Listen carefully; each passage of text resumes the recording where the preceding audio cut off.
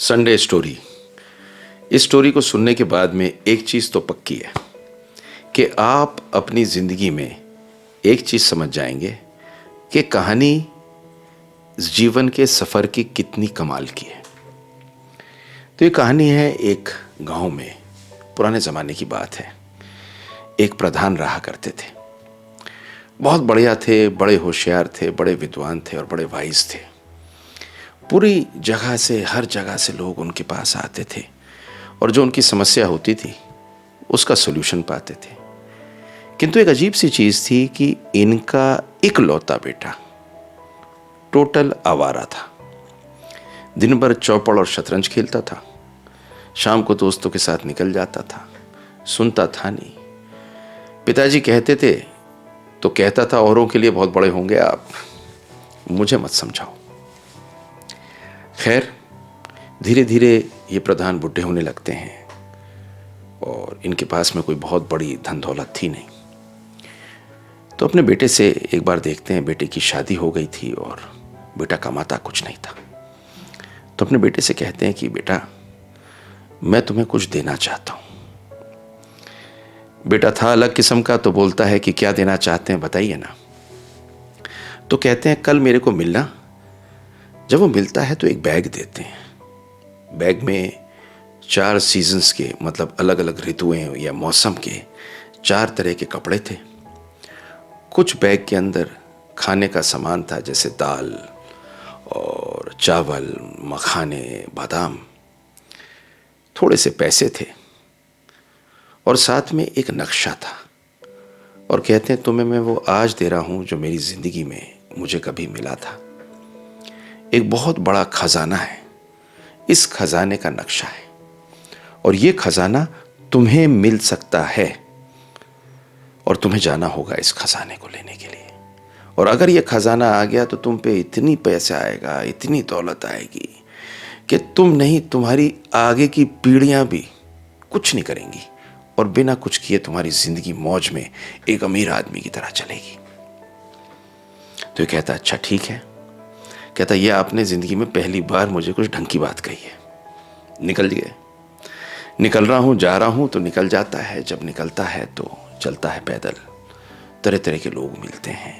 कुछ लोग मिलते हैं जो बहुत अच्छे थे, जो एक राहगीर को देख के अपने घर में ठहराते हैं, खाना खिलाते हैं। कुछ चोरू चक्के मिलते हैं जो चाहते हैं कि इसका पैसा मिल जाए। कुछ ऐसे मिलते हैं जो प्यार देते हैं, कुछ शिक्षा देते हैं। बच्चे मिलते हैं, बड़े मिलते हैं, बूढ़े मिलते हैं। चलता रहता है। आगे चलता है तो एक टाइम आता है जब ऋतु बदल जाती है, कपड़े बदल जाते हैं, सर्दियां शुरू हो जाती हैं। सर्दी में निकलता है, अलग अलग गांव से निकलता है। तो ये करते करते बहुत समय बीत जाता है और आखिर ये करीब करीब 5 कोस दूर पहुंचता है अपनी मंजिल से। जब वहां पहुंचता है तो एक बहुत खूबसूरत सी नदी थी। उस नदी को महसूस करता, उसमें नहाता है। नहाने के बाद में कहता अब चलता हूँ, पास ही है जगह। तो जाता है तो देखता है कि एक पहाड़ है, उसकी चोटी है, उसकी क्लिफ है, वो है नक्शे में। और नक्शे के नीचे एक लकीर है और लकीर है एक पेड़ की तरफ, जो पेड़ उस क्लिफ के नीचे थी। तो वो उस पेड़ के पास जाता है। जाने के बाद में नीचे खुदाई शुरू करता है। पहले दिन खोदता है, कुछ नहीं मिलता। दूसरे दिन खोदता है, कुछ नहीं मिलता। सोचता है मेरे से पहले कोई पहुंच गया, क्योंकि खजाना तो वहां था और मुझे पहुंचने में देरी हो गई। काश मैं जल्दी चला जाता, जल्दी चल लेता। खैर, खोदता है तीसरे दिन और तीसरे दिन खोदते खोदते बेहोश हो जाता है। फिर कहता अब नहीं मिला। ज़माना पुराना था, कोई तार नहीं था, कोई संदेश नहीं था, कोई कहानी नहीं थी। पिताजी से बात करने का कोई तरीका नहीं था। क्या ज़माना था।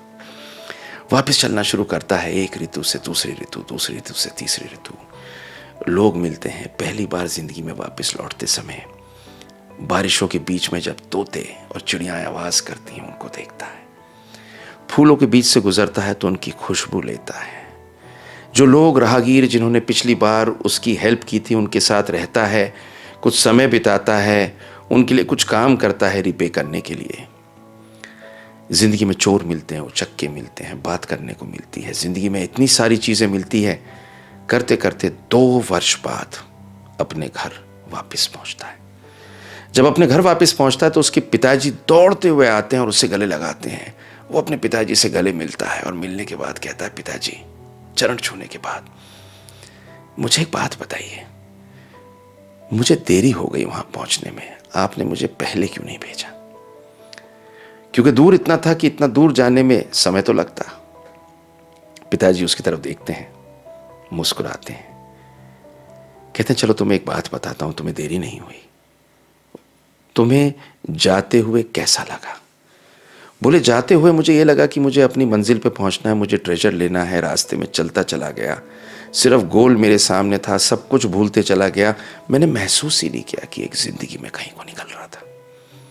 और वापस लौटते समय, बोला, वापस लौटते समय जब मैं समझ गया यहाँ कुछ नहीं है, तो मौसम, भगवान के दिए हुए फूल, खुशबू, तोते, सबको महसूस किया मैंने। जो लोग जिन्होंने मेरे को खाना खिलाया था उनके साथ बैठा, उनके परिवार से मिला, कुछ किया उनके लिए। राहगीर मिला और पिताजी, लौटते हुए पिछले साल में मैं आदमी बन गया और ज़िंदगी की जो ये जर्नी थी इसमें बहुत कुछ सीख गया।